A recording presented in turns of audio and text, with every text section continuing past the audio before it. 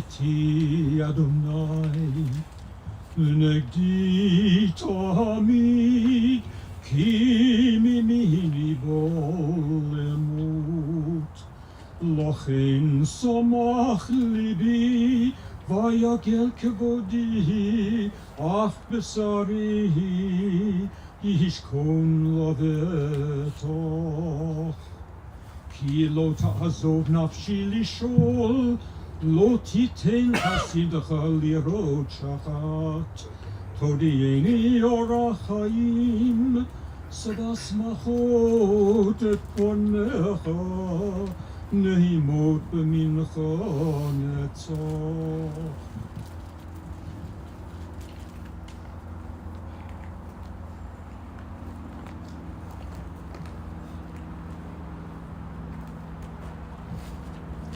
Words of Shiviti. Psalm 16, I have set the eternal always before me. God is at my side. I shall not be moved, therefore does my heart exult and my soul rejoice. My being is secure. We are here in this moment of great sorrow as we come to gather to say farewell to our beloved Joyce Silver, a woman who was an incredible friend, a sister, a mother, a grandmother, a great-grandmother, Gigi, as she was known. She was an incredible person of strong moral character. And with her quiet confidence, she guided you through life. Even when Joyce experienced great challenge in life, she gained strength and independence. And today, as we come to her funeral, we will learn of the many ways in which she impacted your lives and our world. As we listen to the words of our tradition, our Tehillim, our psalms that give us comfort, I pray that you might have a sense of compassion and comfort as well. We will continue with the words of Psalm 121, Esa Enai.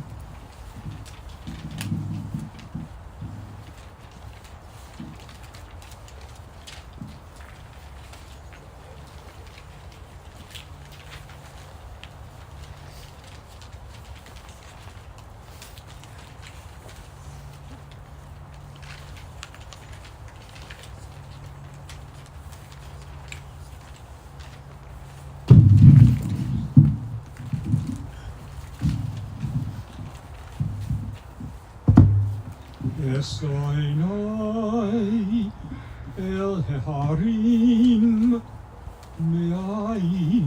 מאין יבוא עזרי. עזרי מעם אדוני, עושה שמיים, שמיים בארץ. אל ייתן למות רגלך, אל ינום שומרך, הנה לא ינום ולא יישן שומר ישראל. אדוני שומרך, אדוני ציחה יד ימינך, יומם השמש לא יכך, וירח בלילה. אדוני ישמרך מכל רע, ישמור את נפשך. אדוני ישמר צאתך ובואך, מעתו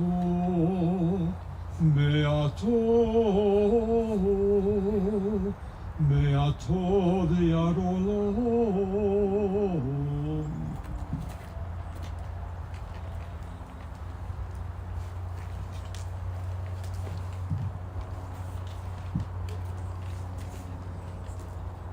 Perhaps the most well-known of the Psalms of comfort at a time of death is the 23rd Psalm. And to remember and honor his bubby, I want to invite Joyce's grandson, Rabbi Josh Korber, to recite the words of this psalm followed by his words of remembrance.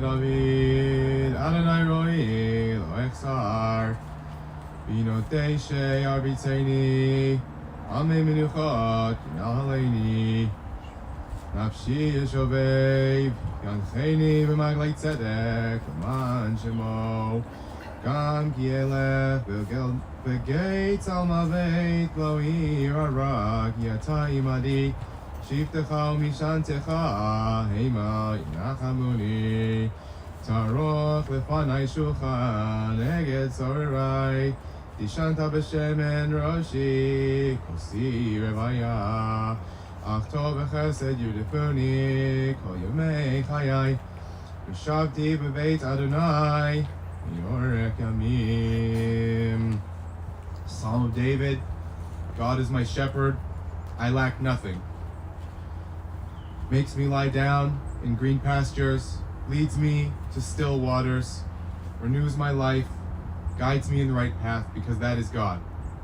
Though I walk through a valley of deepest darkness, I fear no harm, for God is with me. Your staff and your rod comfort me. You spread a table for me in full view of my enemies. You anoint my head with oil. My cup overflows. Only goodness and steadfast love pursue me all the days of my life, and I will dwell in the house of God forever. This psalm is particularly appropriate for funerals because the progression of the poem is parallel to the grieving process. Even when a person has lived for nearly a century, even when the death is expected, nothing can prepare you for the moment. The very fact of human mortality itself is the most difficult part of being a human being. When it happens, it knocks us off our feet and we all get disoriented. So we need the shepherd. When it says God is my shepherd, what that means is that we turn to the rituals and the ways of our people for guidance as to what to do next, because without that, we wouldn't know how to put one foot in front of the other. And the result of trusting in those rituals is the still waters, a piece of serenity that comes with closure. And following that, though I walk through the valley of the deepest darkness, I fear no harm. This is the dissolution of fear. And that leads to the recognition, my cup runs over, I've had a good life. We are fortunate to have had this person in our life. And finally, dwelling in the house of God forever, through the ritual process of grief, we're able to touch something eternal. And the progression of Psalm 23 is also parallel to the process of dying itself. Confusion, panic, eventually acceptance and letting go of fear, and gratitude for the life we've had. And then when we finally pass, we do touch the eternal. Because the truth is that we are eternal beings having a temporary experience. And certainly my grandmother went through all of those phases, but she did a really good job of hiding it, and she made short work of the fear part. She carried herself so honorably through her final days. We were amazed, and at times even astonished by her strength and her upbeat attitude. She was, at the end, in complete acceptance, total peace, total gratitude, no regrets, free and easy. The Talmud teaches that the righteous live on even though they die, and later the Baal Shem Tov would take that a step further and say that the righteous are even more alive in death than they are in life. How can that be? When someone is 92, their loved ones have seen a decline over many years. And our most recent memories of Bubby, of course it was still Bubby, but she cannot be defined by her final days. Only when a person passes on do we then have an opportunity to reflect on the entirety of that person's life, 1931 to 2023. Her personality and our memories of her values. And through the prism of our memory, a person can be distilled into their purest form, and we remember them as perfect in every way. As a child, I was in awe of my grandmother. She had poise, dignity, confidence, but at the same time, great humility, gentleness, kindness. She was very considerate of others. She spoke very sparingly and to the point. She said only what was necessary. Her actions spoke much louder. When someone needed help, she rose to the occasion and just did what needed to be done. When we had, all of us had chicken pox, including my mother, who had to have it as an adult, Bubby flew out from Montreal to help us out in Vancouver. And if misfortune befell her, she did not say a word. She picked up the pieces and moved on.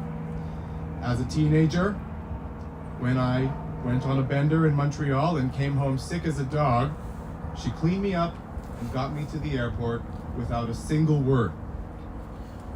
Some people are unhappy with the hand they're dealt in life, and they spend their whole lives miserable and complaining about it. That was not her vibe. She made the best of everything, and she played with the hand she was dealt. Every one of us had a different relationship with my grandmother. To my second cousins, Julie and Larry, who knew her as Auntie Joyce, she was really, truly like a mother to them. And my brothers Jeffrey and Brian each had their own special connection. In particular, Brian and Bubby grew very close together when he was in Montreal and was able to help her through some of her hardest times. And she was there for others, like a second parent. Just the other day, my friend Anders told me that when he was living in Montreal, she took care of him, and she even took him to buy a suit.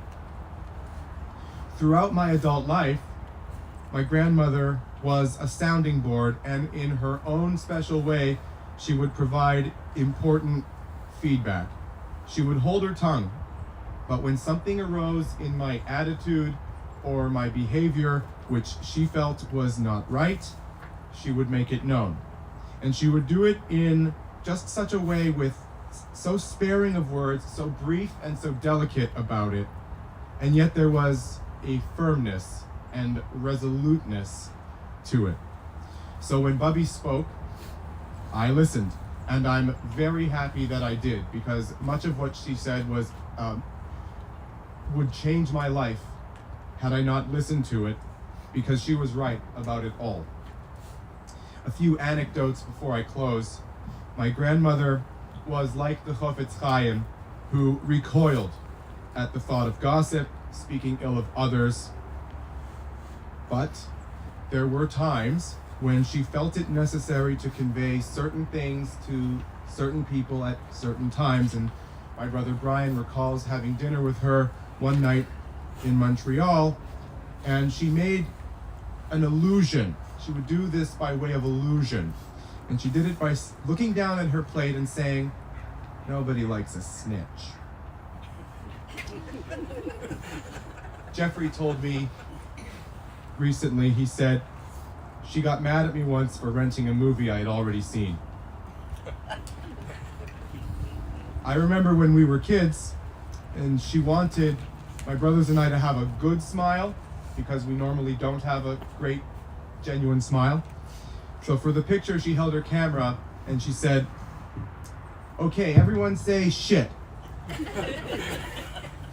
And it worked, because we were laughing.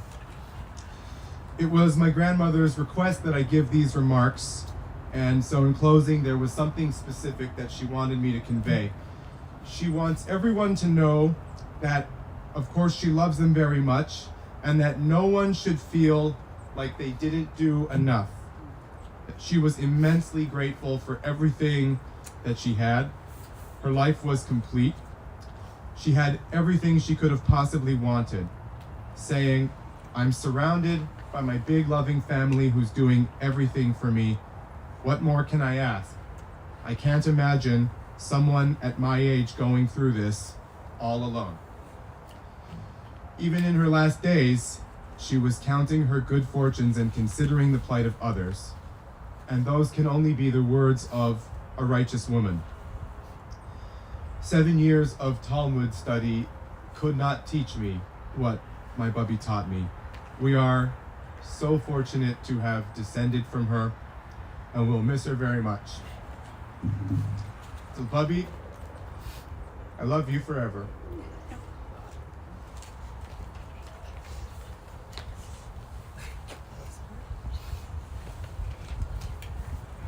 Thank you, Josh, for those really beautiful remarks. We're going to hear a few words as well from Joyce's children, and we're actually going to hear first from Ron Korber, Joyce's son-in-law, on behalf of Bev.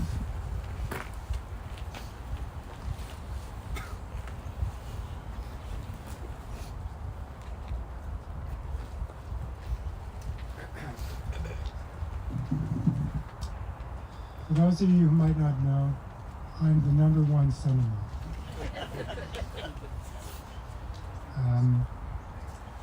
Bev asked me to read her eulogy because she was pretty sure that she wouldn't be able to get through it without crying. I'm not promising that I will do any better. Joyce was born August 9th, 1931, to Molly and Joseph Koplovich in a small French-speaking town, St. Jean in Quebec. Her brothers Bernie and Melvin were born 9 and 11 years later, and then the family moved to Montreal. Perhaps it was this first big move that gave my mother her strength and ability to make new friends and start over. She was to need it twice more. The first time was in 1988, when my father left her after 37 years of marriage. My mother had to learn how to live on her own and manage independently at the age of 57. This lesson she was to learn a little too well, as she remained stubbornly independent and did not want to be a burden right up until the last weeks of her life. The second time was in 2014, when she decided to move to Vancouver at the age of 83 after her second successful bout with cancer. She often said that bridge saved her life twice. She quickly made new bridge friends here and had an active social life until, sadly, the pandemic put an end to movies, dinners, duplicate bridge.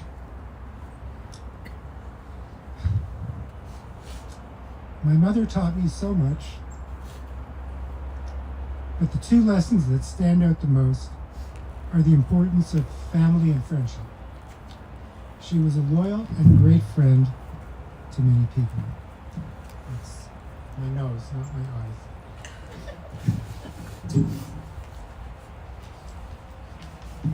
She had an enormous circle of lifelong friends in Montreal, and those women were aunties to me. Most have predeceased her, but she remained in touch with many of their children. The day I had to call her long list of new and old friends and extended family to prepare them was probably the hardest thing I've ever had to do for her. I'd like to give an example of her loyalty and devotion to her friends. B. Goldberg, of blessed memory, took my mother under her wing and introduced her to the Bridge ladies. When B's memory started to fail, Many at the JCC asked her why she would continue to play with B. My mother's response was that B had shown her great kindness and friendship, and she wouldn't desert her now. She would continue to play with B until B herself decided she no longer wanted to play. She also made many friends in the U.S. over the years that she wintered in Florida, first as a couple, then on her own. Even 40 years later, the friendship remained strong despite some serious political differences. Her 9 years in Langara Gardens brought another new circle of friends, as mentioned earlier. In June, she moved into the Weinberg and was making yet another successful transition and new friends when the return of cancer made it impossible for her to sit for any length of time. She accepted her diagnosis with the same strength and grace she had shown previously. When news of her final illness spread, friends and relatives came to visit, and the social butterfly re-emerged, despite the pain it caused her to get out of bed and sit and entertain. She never made anyone feel uncomfortable and tried to make the visits as enjoyable as possible despite her circumstances. I'd like to send a special thank you to my first cousins Larry and Julie, who came all the way from Pennsylvania and North Carolina to visit her last month. She developed a real bond with Sandy Cooper, a Temple Shalom member who volunteered to drive her to her weekly visits at the hairdresser when she had to give up her car. Sandy visited her almost daily in the last month.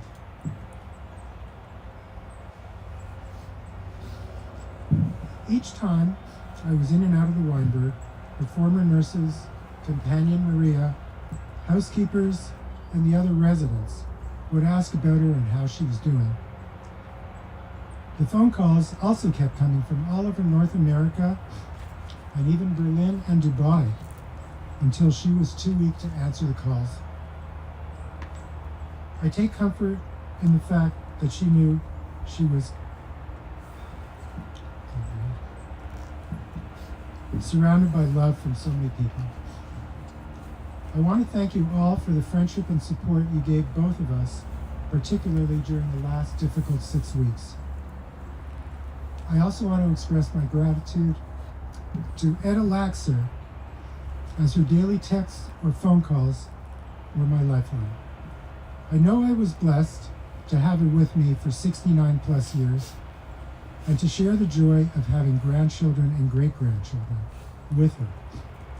She even graciously gave up her title of Bubby to me and became known as Gigi. My mother adored my 3 sons, Joshua, Brian, and Jeffrey, not to mention the 4 adorable grandchildren, and really enjoyed the time she spent with them on her visits to Vancouver, and later when they would visit her either in Montreal or Florida. I do want to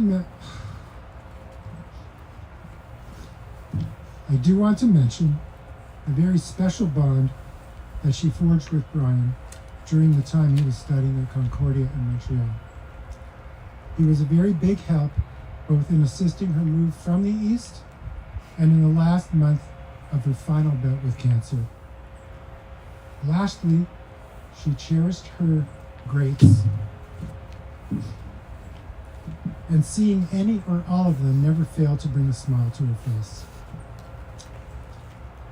Mom, although I'll miss having you here, I know I will never forget the many life lessons I've learned from you. You will be so dearly missed by all of us who you loved and who loved you deeply in return.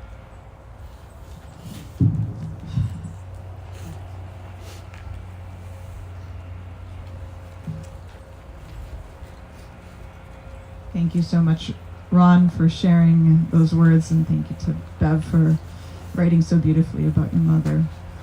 And finally, I want to invite Stephen to share a few reflections as well.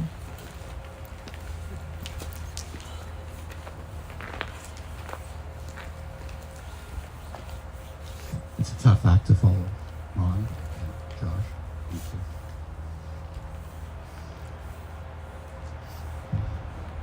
At this time, I'd like to offer a huge thank you to my sister, Bev, for bringing Mom to Vancouver from Montreal to enjoy her last 9 years close to her family. Yes, those last few months of Mom's deteriorating health were difficult on all of us, but the alternative of her being far away from her family would have been far, far worse. She really, really appreciated all the family around her. And she, to quote her, she said she felt like a queen in the treatment that we gave her in the last few days. I wanted to share just one little anecdote, and it happened just 5 weeks ago. I returned from Montreal, and as I usually do from an airplane, I get sick.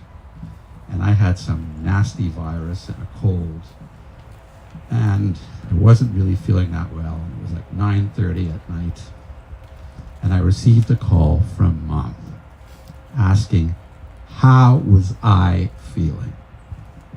How was I feeling? I thought to myself, this is the essence of motherhood. This must be it.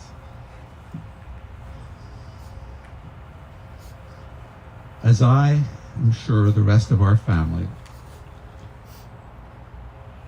learn to cope without you, your high moral standards will always guide us.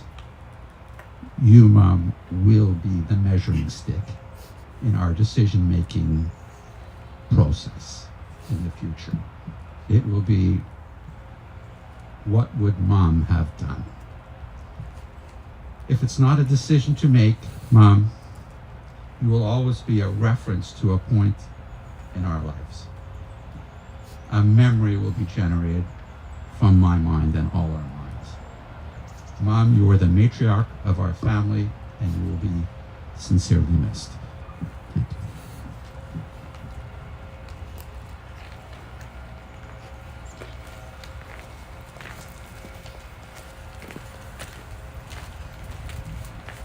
Thank you so much, Stephen, for your words as well.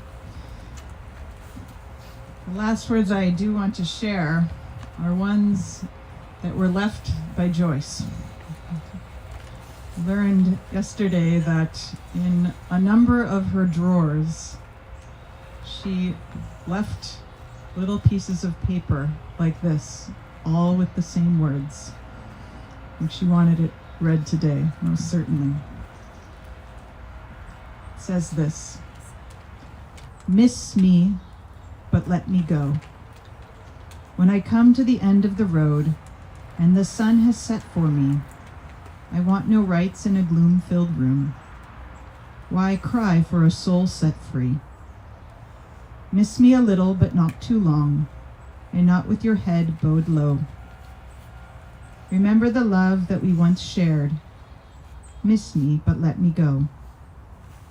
For this is a journey that we all must take, and each must go alone. It's all part of the Master's plan. I step on the road to home.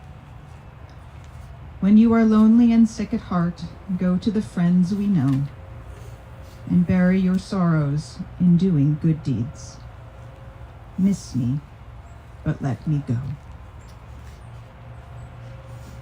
I invite everyone to please rise for the El Malay Rachamim.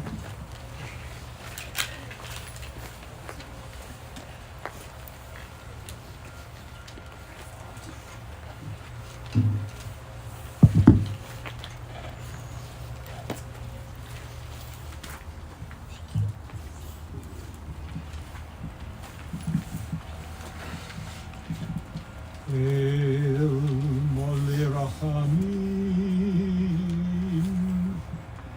Shochein Bamromim Hametzei Menucha Nechona תחת כנפי השכינה. במעלות קדושים וטהורים, כזוהר הרקיע מזהירים. את נשמת שושנה בת יוסף ומלכה, שהלכה לעולמו. בגן עדן תהא מנוחתו, נובל הרחמים, הסתיריה בסתר כנפיך לעולמים. וצרור בצרור החיים את נשמתו. אדוני הוא נחלתו, ותנוח בשלום על משכבו, ונאמר אמן.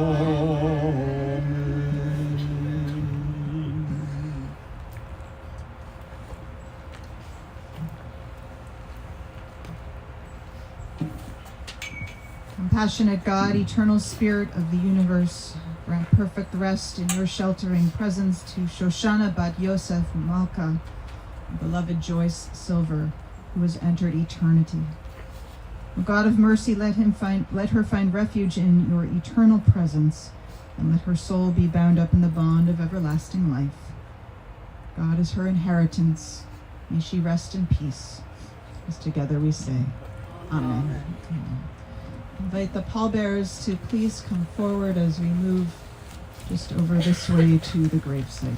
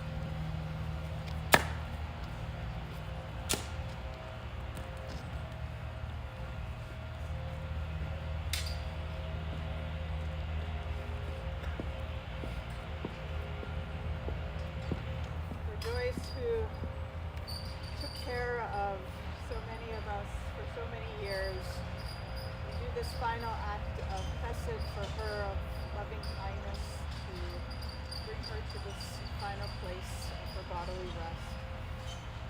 Very, very difficult act to do, but one you do with love.